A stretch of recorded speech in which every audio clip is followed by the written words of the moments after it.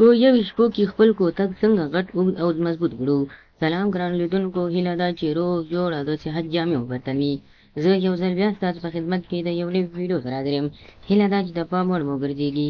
تر هر څه دمخه باید یادونه وکړم، که زموږ چینل مو نه وي سبسکرایب کړی نو زموږ چینل سبسکرایب کړئ او په خوا کې ورسره د ګونګي نشان ووهئ. مننه. څنګه کولی شو په یوې شپو کې یا په یوې ورځو کې د صرف د یو شي سره خپل کوتک قوي مضبوط کړو او اوږد کړو. که تاسو غواړئ چې د ویډیو په مطلب ځان پوه کړئ نو د ویډیو تر پایه راسره اوسئ. تاسو څنګه کولی شئ د یوې اسانه نسخې سره خپل کوتک مضبوط او قوي کړئ. هغه خلک چې د هغوی کوتک ډېر وړوکی وي، یعنې د اندازې له لحاظه ډېر وړوکی وي، نو کولی شي څنګه خپل کوتک غټ کړي. که غواړئ چې کوتک غټ کړئ نو تاسو کولی شئ د تورو تیلو او د هغه ترڅنګ اوږه استعمال کړئ. د جوړولو نسخې طریقه داسې ده چې تاسو به لومړی 3 دانې پلیه اوږه واخلئ او دا به دومره میده میده کړئ، له دې څخه به اوبه وباسئ.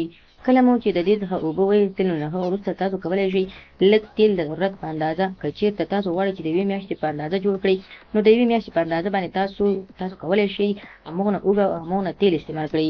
یعنې د ورځې یو ورځ لپاره تاسو کولی شئ 3 پلیه اوږه وټکوئ، د هغه څخه اوبه واچوئ او د شلشمو تورو تیلو ته ور واچوئ. د شلشمو تیل به تاسو وروسته په ګیس کېږدئ او وبخود کوئ.